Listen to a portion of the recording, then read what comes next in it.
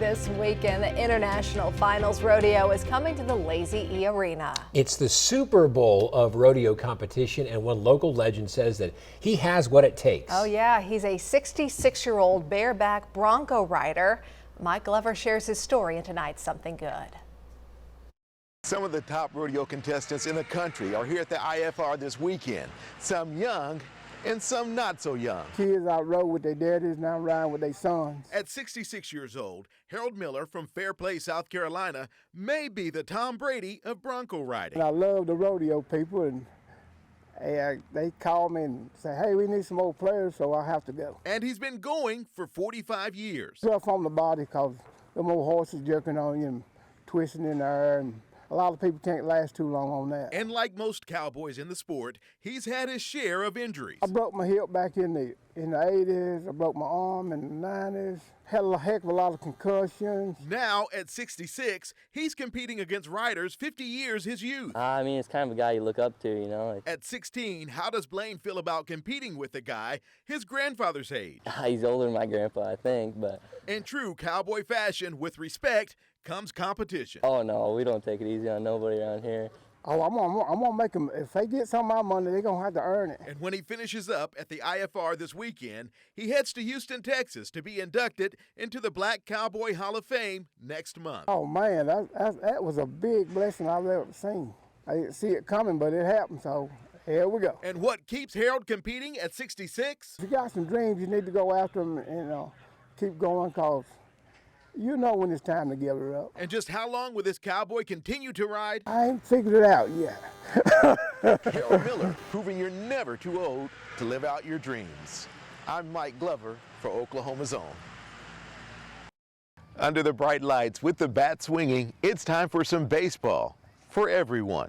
Yeah! With the roar of the crowd cheering them on, Bad Attitudes takes the diamond every Tuesday from 8 to 9. We wanted to be like every other baseball team out here at the field. Operated by the Courage League, a local nonprofit, teams are comprised of adults with special needs above the age of 18. Like every year we get our team bags and we try to do bats, new equipment, stuff like that, where they can feel like every other kid.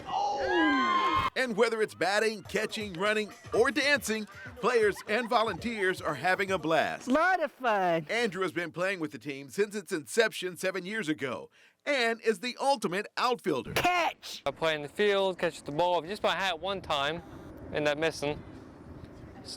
Still counts, though. This is Max's first year on the field, and while he loves playing, he's earned the nickname Casanova. Pretty much because I attack the girls, you could say. And we do take volunteers. We have different companies that come out for each game. Volunteers help players run the bases and field the balls, essentially ensuring the safety of the players. There you go, there you go! And even though there's no cost to attend the games, fans definitely leave feeling better than when they arrive. If you're ever having a bad day on a Tuesday, come out, watch them. You'll put a smile on your face. We are number one. Now there's about 3 weeks left in the season and volunteers are always needed. We'll have a link to their Facebook page with this story on our website. A baseball league for everyone. That is something good. I'm Mike Glover for Oklahoma's Own.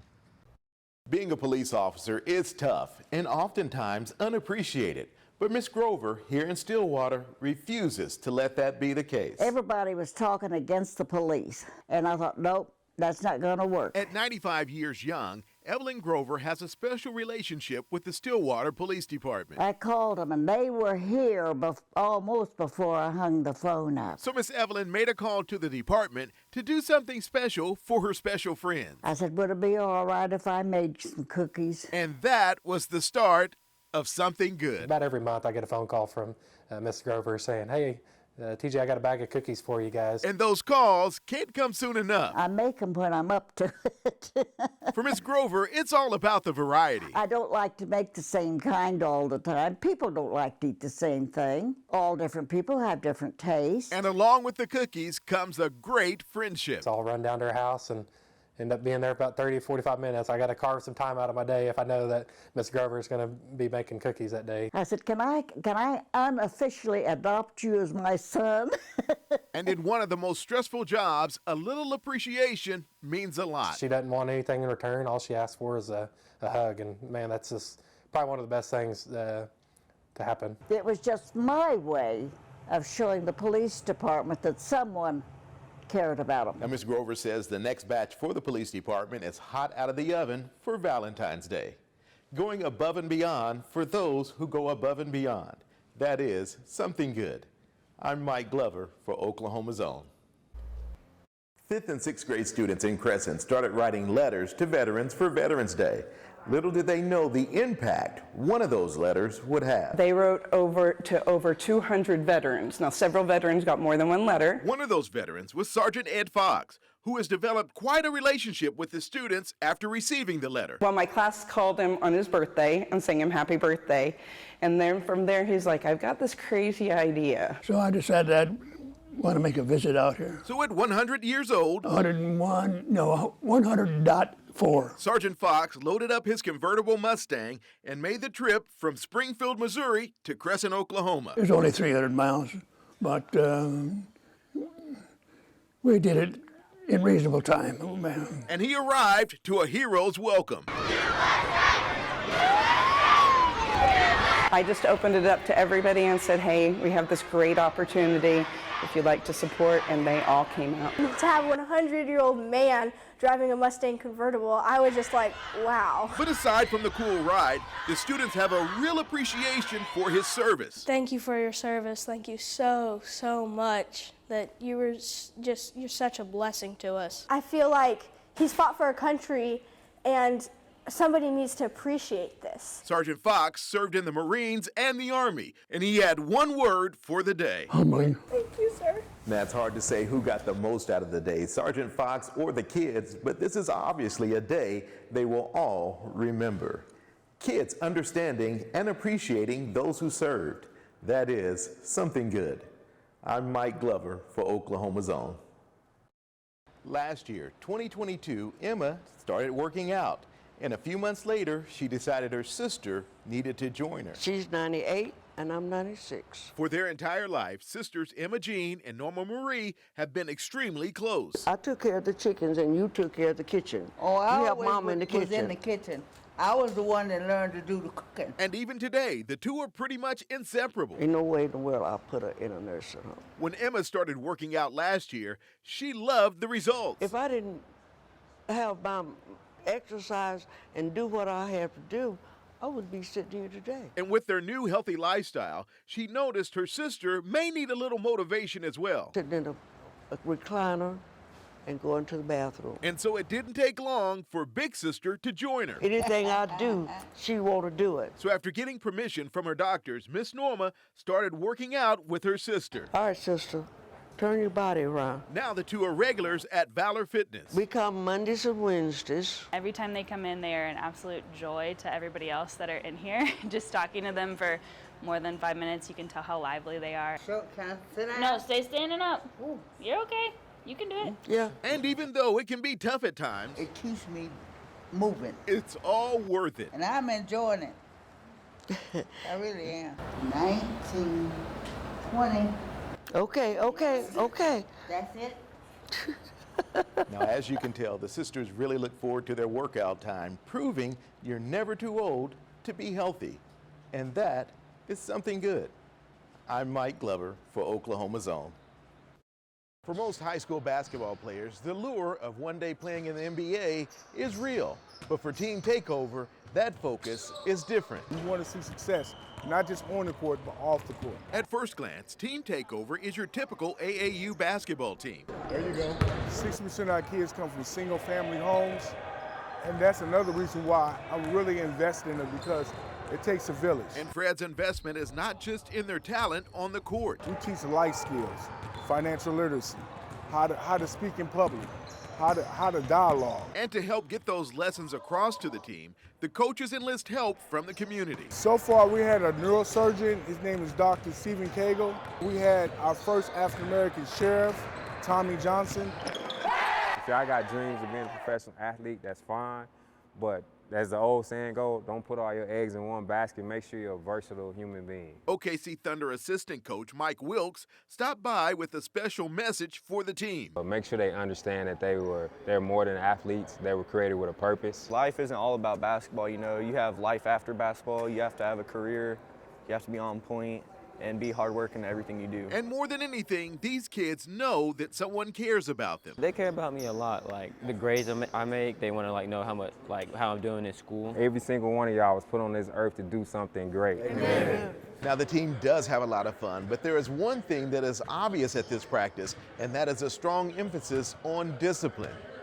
Caring about athletes outside their talent, that is something good. I'm Mike Glover for Oklahoma's Own. When the tornadoes came through Seminole last year, it left a lot of structural damage. But for the Stillwells, it was the emotional damage that they are still dealing with today. A pole fell on top of our house. That was in May of last year, in the beginning of the problems for the Seminole couple. We've had trouble getting people even to come out here.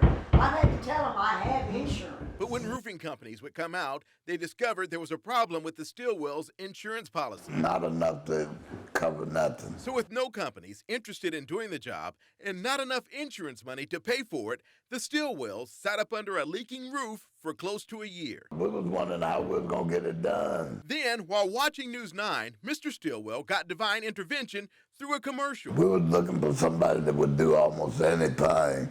And they said, well, I do that. And then there was an even bigger surprise. That looks like the man on the TV. I said, he's outside. I show up and I get the biggest smile whenever he opens the door that I'm the actual guy showing up because I was on the TV commercial. And after spending some time with the Stillwells, the solution was a no-brainer. Some way, somehow, it has to get put on, and my lovely wife just said, hey, why don't we just do it? So today, the $8,000 job was done at no cost to the Stillwells. And the sound of the hammering means one thing. The work's getting done. We're gonna sleep good tonight. I wish it was right. For the Stillwells, the act of kindness was truly emotional for them, but it was their restoration of hope that will make this day forever special. And that is something good.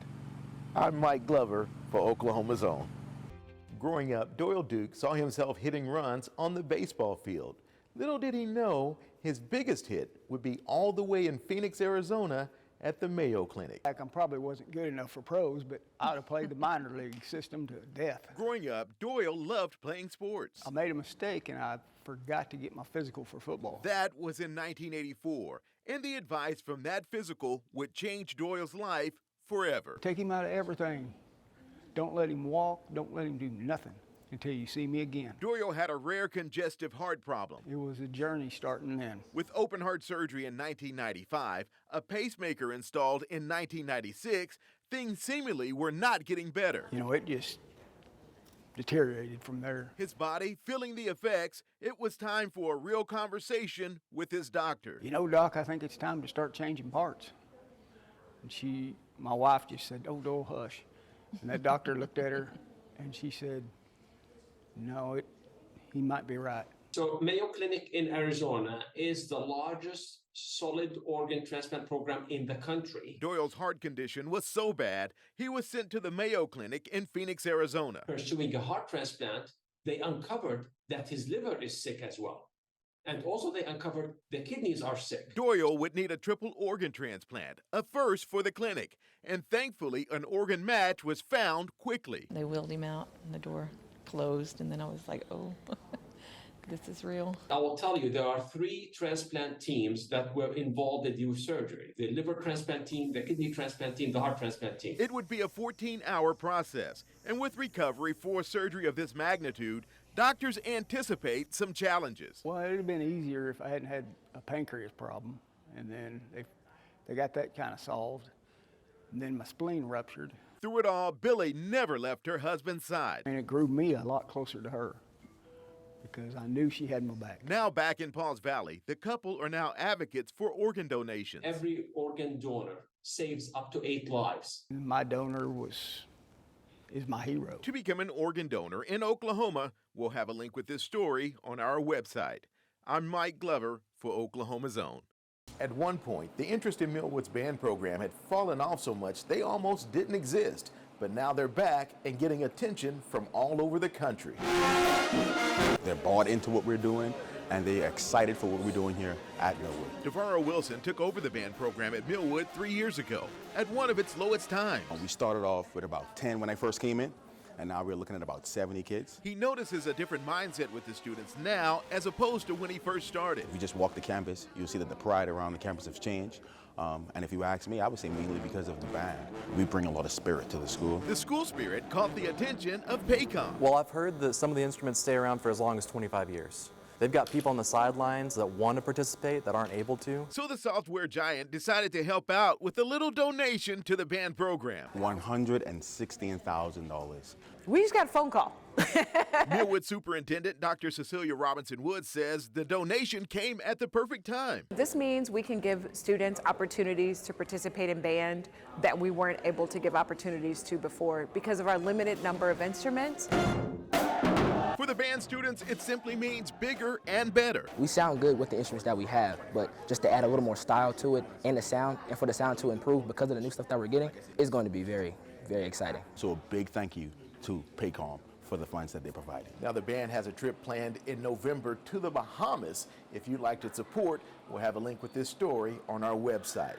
Supporting music programs in schools, that is something good. I'm Mike Glover for Oklahoma's Own. He's an NBA legend, and he's with the Thunder, but he's not on the court. No, this legend has traded his sneakers for top dollar suits. The Clippers select Michael Cage. He was selected in the first round of the 1984 NBA draft, a draft class considered by many to be one of the best drafts ever, with players like Akeem Olajuwon, Charles Barkley, Sam Perkins, and others. I mean, everybody knows Michael Jordan, but there was a lot of terrific players in that draft, you know, besides who we know as Jordan. But for Cage, it was the day his life would change. When I got the call from the NBA that day in that draft in 1984, it really represented a change. It said, all right, you've gotten to the next level. And at that next level, he put in the work to be one of the top players in the league. You don't have to be great. You just got to be good at one thing. And for me, it was rebounding. And rebounding is what he did. He became one of the top rebounders in the league.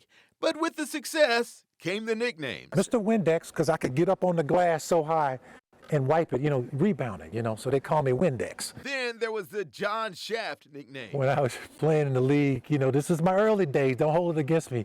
I like to wear leather, okay? I wore a lot of leather. And I had black, red, white, brown. He was also the inspiration behind a pretty famous movie character. Eddie Murphy, Arsenio Hall, Coming to America. We want to talk to you about the character in the movie Coming to America because it was the big inspiration from your hair. And after 15 years in the league and a short stint in coaching, Michael decided to try his hand as a broadcaster. I got a call from the Thunder. They said, hey, we'd like to have you out for an interview. And I said, oh, this is great. Now in his 10th season with the Thunder, he's now a full-time resident and proud to be an Oklahoman. They have really welcomed me into their group and taught me how to live in Oklahoma City. Equally as proud to be a part of the Thunder organization. Because there's a lot of wonderful people that work here. They believe in what they're doing. And he's transitioned that competitive attitude from the court to the broadcast booth. I go hard, man. You go hard or go home. Now, Michael has been with the team throughout the entire rebuild, and as a former player, he says, watch out for this team. They've definitely got something going. Michael Cage, he is something good. I'm Mike Glover for Oklahoma's Own.